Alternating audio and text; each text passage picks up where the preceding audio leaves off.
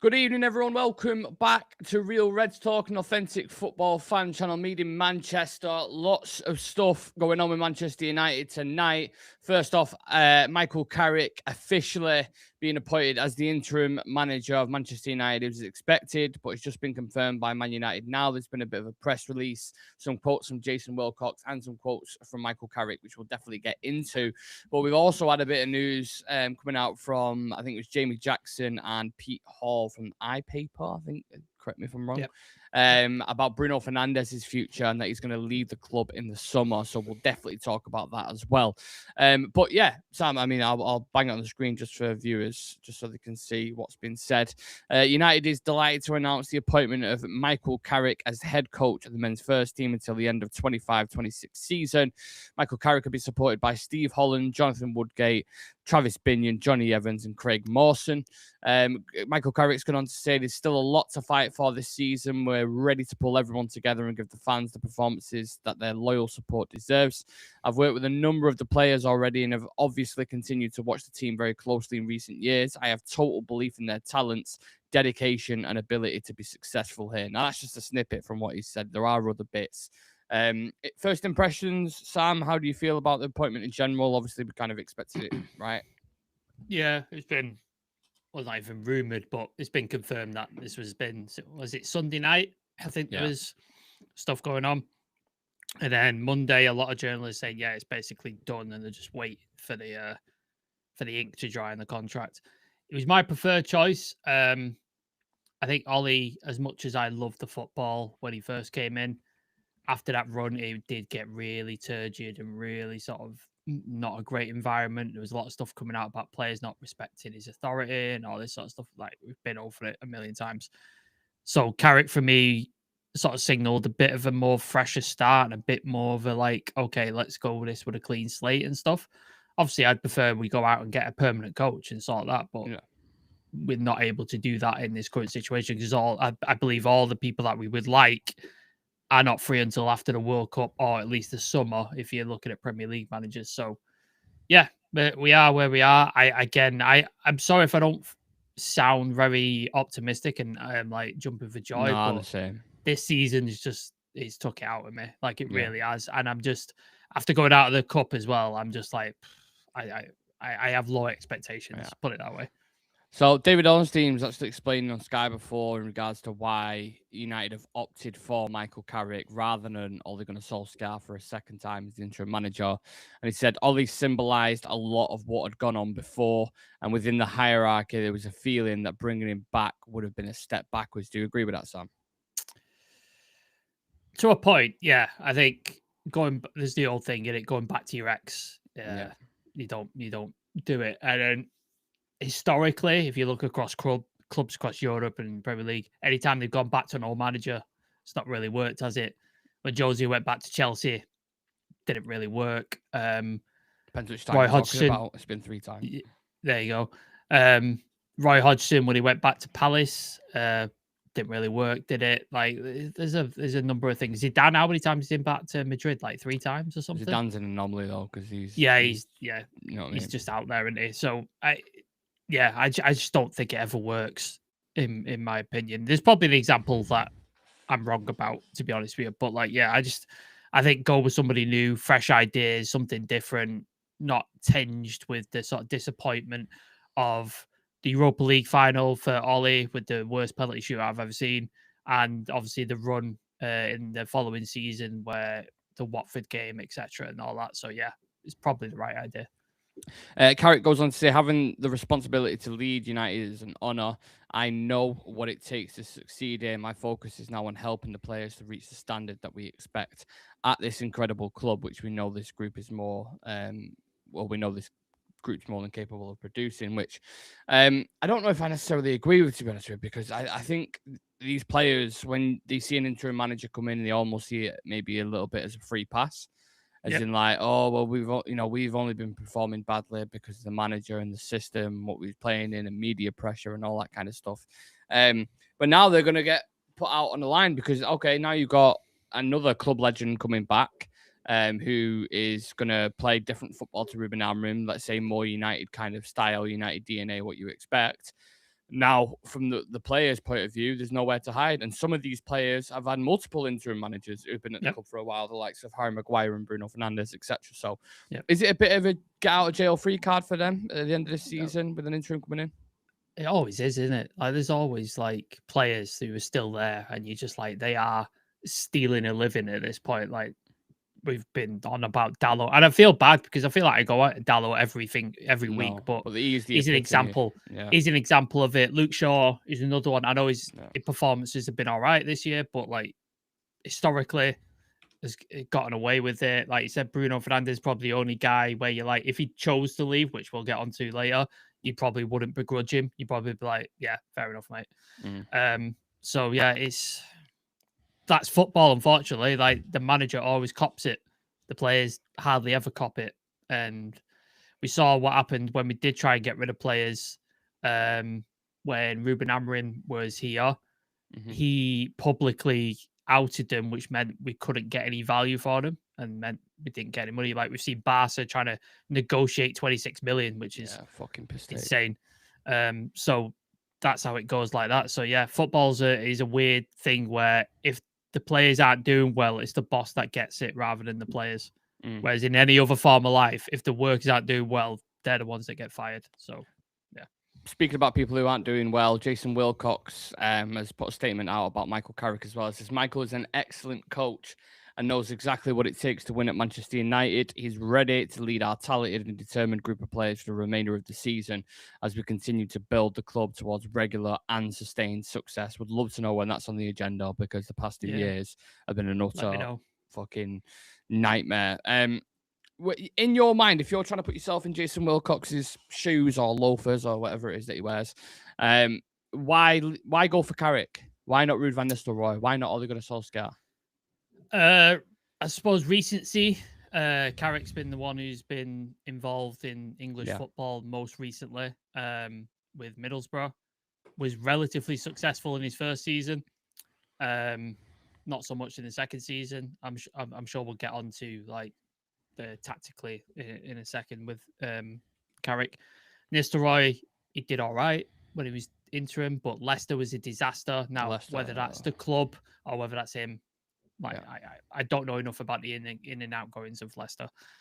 Ollie did well initially with us, and obviously ended badly. Went to Besiktas, didn't go too well. But again, Turkish football is a weird phenomenon in its own right. So yeah, so I think that's probably why he did well. Was really good with sort of youth players and tactical astute and stuff like that. So yeah, it's probably why they've gone for him. And again, there's no connotation because the last time he was at United, he got 2 wins and a draw, I think, in his thing. So yeah. I mean, he's got a tough start, and he's got Man City at home, Arsenal away, Fulham at home, Tottenham at home, and then West Ham away as well.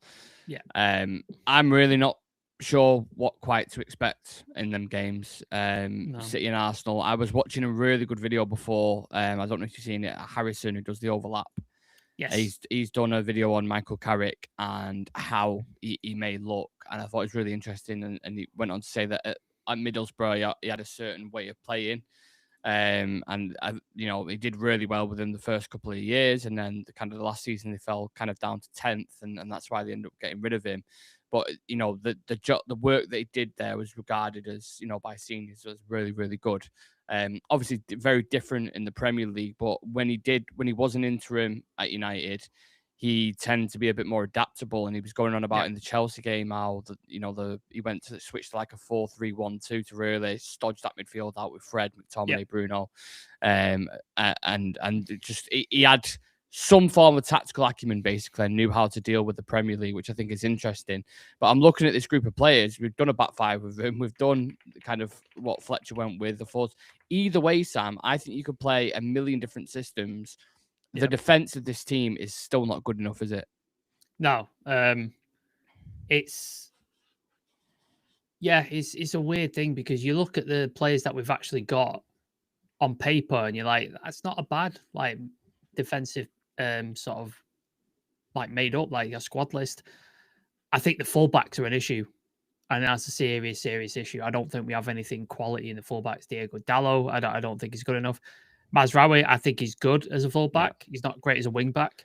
So the sooner we get him back, the better. And then the left-hand side, it's Luke Shaw. It's like, can he handle the demands week in, week out? If we do get European football, obviously we're out of every competition now, so it's going to be once a week, so he'd probably be all right. But if we do get European football, is he up for the demands?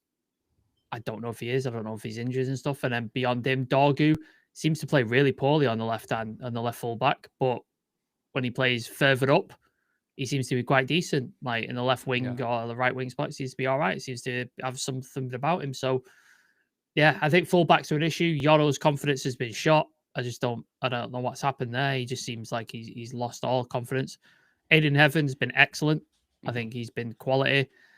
We're missing Mateus de Ligt, in my opinion. Maguire's been out for a while. Leacher, there's question marks. I think it's definitely question marks there. So yeah, on paper it looks great, but in reality, maybe not so much.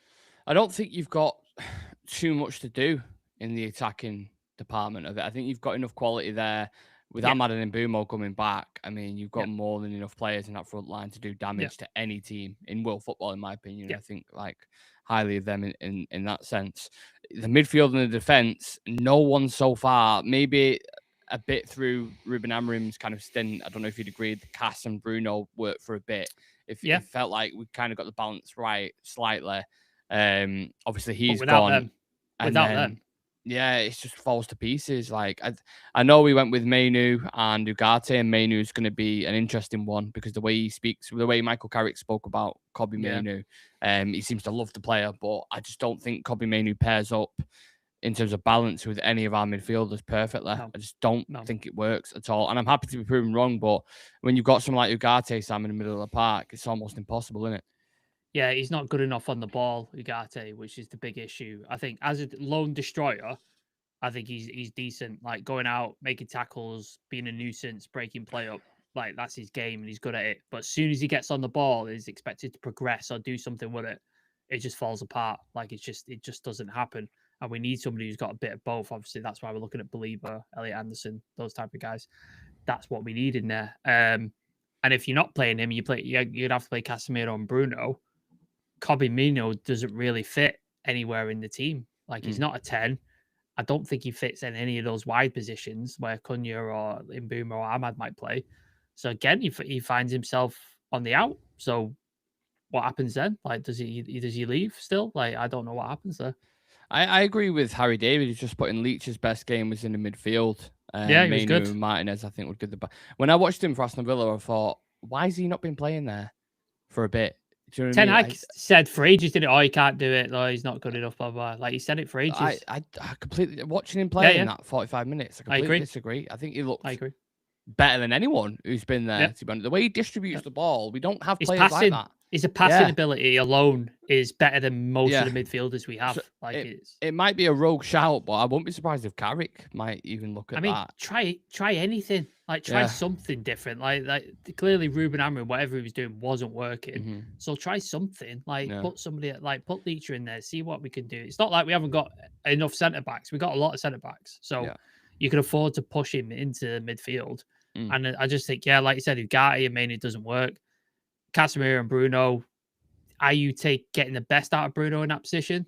I would argue not. He's definitely improved and he's got better, but I think his best position is further forward. If I'm honest, like you saw when he gets further forward, the chances that he creates is second to none. So I'm like, do you push him forward and, like you said, put Leacher in there with Mainu maybe? Yeah, it's very, very interesting the way he's going. I'm sure people are already making starting 11s and how it's going to look. I asked Shreyas on the 12 o'clock show today about who his front four would be under Michael Carrick. Who do you think it's going to be and why?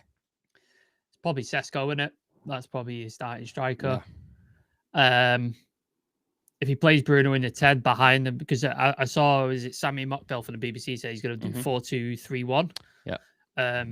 So if that is the case, I imagine it'll be Mbumo on the right. Maybe Ahmad comes off the bench to make an impact. And then on the left, if Mason Mount is fit, I think Carrick will use Mason Mount because I think that's his type of player. Yeah. So maybe Cunha loses out in that position. Yeah, I'm torn, to be honest with you, because I don't like Ahmad at left wing. I've said that publicly quite a few times. And whether Cunha, I mean, Shreyas was saying Cunha played on the left for Leipzig and Atletico, I think it was in Spain, which obviously a long time ago. But I think if you are going to have someone like Cunha on that left-hand side who's drifting in, you need a wing back. You need width. You need width. That's why I said fullbacks. We haven't got any. We haven't got any proper like fullbacks. And that's why I think no matter what system you go to now, despite Ineos saying they've recruited for a certain way of playing, the way they want to be, you have to put square pegs in round holes again.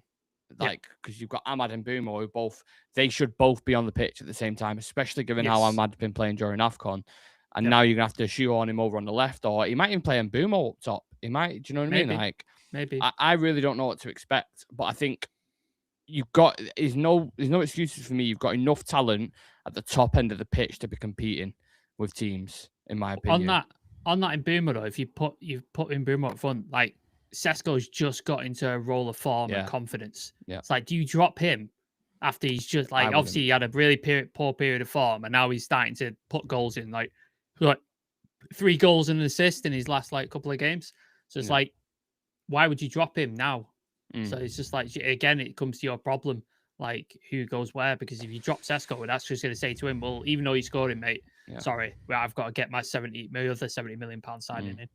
Someone's being put on the bench anyway. At least for now, for the rest of the season, Sam will have Bruno Fernandes, and you'd imagine him being the captain is going to be starting and playing a pivotal part for the rest of the season. But we did have news coming in earlier on today from Jamie Jackson and Pete Hall that Bruno Fernandes is going to move in the summer, and he's basically fed up and had enough. And I suppose the first question would be, can you blame him?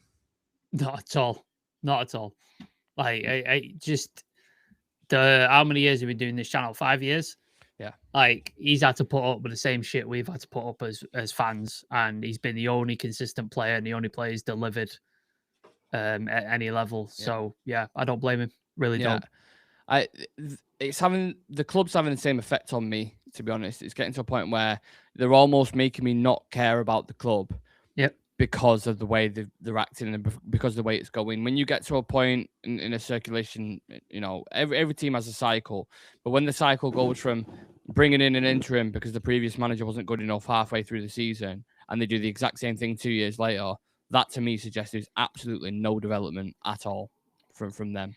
And these guys are supposed to be about sporting excellence and everything on the pitch, and nothing has changed or improved. And that's what I struggle with at the minute. So as a supporter, I want to get behind Carrick, and I want to believe in something and start seeing better football. And I'm sure if he does deliver that, naturally fans will get behind him anyway. Oh yeah, 100%. But as you said at the start of the show, I'm really buying into it that much now. For the rest of I honestly, I'm getting to a point where I'm like, I don't care what happens now, because they're just letting us down consistently. The worst thing you can have from fans is apathy. And I think that's where most fans are at yet. We went through the hopeful stage with Amrim in the summer. And then we went through the sort of coping stage where it's not going well, but it'll come, it'll happen. But and then we went through and then we went through the anger stage where he was stubbornly refusing to change things and saying all this shit. And then he left, and we went through the acceptance stage. Okay, he's gone and stuff like that. And then with all the decisions Ineos have made or not made in this case, we've got to a point where, like you said, we just don't care, and the fans are like, there's not much they could do right now that would make me think, yes, they know what they're doing, or they know they've learned lessons here, and that's the risk. If you do that to fans, it's very difficult to get them back, and I think that's where a lot of fans are at in a minute. And it's a similar thing in pro wrestling. If you come out and you get a reaction, whether that's cheers or boos or whatever it is, you've got a reaction. Somebody cares. If you come out and it's just silence, you're in trouble. Yeah. You're in serious trouble because nobody gives a shit. I mean, objectively, for United to be out of the FA Cup in the first run and the Carabao Cup in the first run, and not to be in Europe and to lose the European final to Tottenham, there's not much more you could have done to really ruin your relationship with the fans. And to lose a bunch of games that theoretically you should be winning in an easy run of games. Yeah. Those are games that you should be looking at and going, we can get points here, and we can put a bit of positivity into the fans, and we can surge up the table because obviously the league's wide open. So say we went out both cup competitions, but we won those games and we were sitting in like third or fourth. Yeah. I think a lot of fans would be like, all right, like we've seen improvement in the league. Yeah, the cups are not gone well, but we've seen improvement in the league. But they've not even done that. So Aaron's joining us in the chat saying, hoping Sesko gets more chances. Akpom had only scored 4 goals for Borough until Carrick took over. He finished with 28 goals at the end of Carrick's first season. So hopefully Sesko follows suit. From what I was looking at before, though, and again, this is from the video that Hate's done with the overlap, he was talking about how the strikers that he usually uses are ones like Aguero type, who are quite, can cushion it and quite like nimble dribblers and carriers. That's why I was maybe suggesting Brian Mbumo potentially going up top. But I agree, like when a guy's in the form that he's in, I can't take him out with 3 goals in the last 2 games. He's just started getting going. I think you'd be in it. That's poor man management. You're going to Ruben Amorim if you're doing that. Harry's saying maybe Ahmad will be more of a sub, chuck him on the right back when we need a goal. Absolutely not. Absolutely not. You can't have someone of his ability playing at right back and being a sub. I'm sorry. Completely disagree with that. Player recruitment has been better, especially the summer just gone where they have time to prepare. Some of the behind the scenes stuff we won't see the results from instantly. Yeah, I'm not saying it's all been awful. I think we both agree, Sam, that there's been some things that they've got right, but you can't get away. Their main responsibility was everything on the pitch, and everything on the pitch has gotten worse. Yeah, me and Chivy were speaking about it a few weeks back, and it's like, they revamped Carrington, £50 million in there, which is great. There's plans for a new stadium. I don't know whether that happens, but they're planning it. The recruitment is slightly better. I agree. Like the likes of Lenny Yoro, Aiden Heaven, those kind of guys, like picking up those like young talented players, which is really good. There's something we weren't good at. So yeah, they're positive things. But like you said, they should be just bonuses to the club. Yeah. The number one thing should be results on the pitch. That should be the be all end all. Like you could have bad recruitment or the training ground not be that great or all that other stuff. But if you're winning on the pitch, nobody really gives a shit about any of that. But if it's the other way around, none of that stuff matters. It has to be what's all going on the pitch. And if you get results on the pitch, everything else just sort of like fades into the background and we're not getting it. I feel like we slightly glossed over the Bruno bit there because I do think it's. Oh yeah, sorry, we've gone on a tangent. It's my bad because I'm reading comments and stuff. But Bruno leaving, I'm sure we both wouldn't blame him.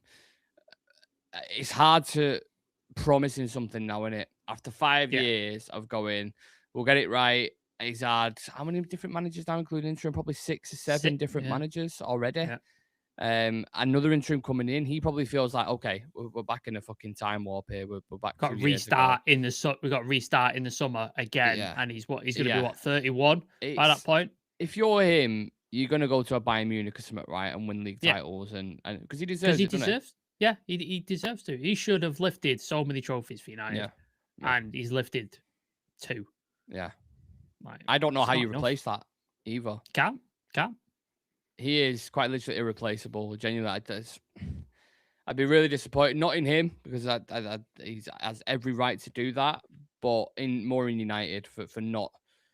He's obviously won an FA Cup. He's won a Carabao Cup. He's done bits like that. But for him not to win a Premier League or a big European trophy is a bit of a disgrace, to be honest with you.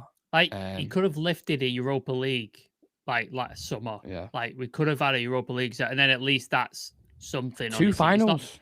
It's not a massive European. It's not the Champions League. It's not what it wants, but it might count towards something. And they couldn't even get over the line in that. So, yeah. And you look at the teams that we played as well. They weren't amazing teams. It was not amazing teams. The Spurs were awful. Oh, mate, so bad. And you didn't even have to be amazing to beat them in that game. No, it was a scruffy goal that they scored. Yeah. And then they basically parked the bus for the rest of it. You just needed that little bit of extra quality, and they just. Yeah, that's another massive red flag when it in the past 6 months or so, whenever it was. I feel like it's fucking year ago. I was just looking for other updates. Anything else on Michael Carrick just before we head off? I think he's done a podcast with the Inside Carrington thing. Yeah, Inside Carrington, which I'm sure will be very interesting. They have mentioned that basically with the Amorim sacking, it was because of his behaviour. And results. So it's like a collaboration of both, is what they're saying. When they say behavior, are they alluding to self-sabotage there? a press conference. Press conference. Yeah, it's the press conference, isn't it? Yeah. Because all the results that have been going on, which have been terrible, they haven't even looked like they were going to budge. And then as soon as he said that in a press conference, that was it. Bang, gone. So that had to be it. I've just seen a quote from Carrick from the podcast. Unbelievable feeling to come back through the doors, be part of the club again. It's been part of my life for so long. The fact that I left the club for a number of years recently has never really left me.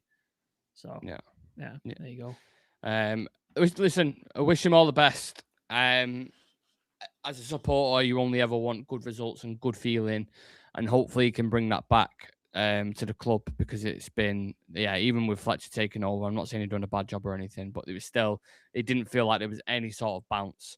And if you're going to need a bounce in positivity, it's against Man City in an early kickoff. I'm just looking at the lineup tonight, Sam. Get on this. Semenyo, Bernardo Silva, Phil Foden, Doku, and Haaland. Yeah, that's what they're cooking with at the minute. Yeah. Like, he has got a huge task in that first game. You've not even mentioned Rodri in that either. Rodri, I mean, it's just going to be an utter shit show. So, good luck. I wish you all the best, Michael. We will be back for the preview on Thursday. I think we're doing it because obviously early kickoff on Saturday, and loads of other bits in between because it's very busy with Manchester United a minute as always. So please do turn on the notification bell. If you want to help us achieve 10K on Insta, drop us a follow over on there as well for all your news fix surrounding the club. Dan's doing some really good work on X/Twitter. So follow us in there, and TikTok as well. Go on, Sam. One thing, something special is happening on Saturday. I won't give too much away, but it will be happening Saturday. So please do keep your eyes peeled to social media, YouTube, all that good stuff. It's been something we've talked about for a long time. So while the football might not be good, we're trying to make the channel better. So stay tuned. Yeah.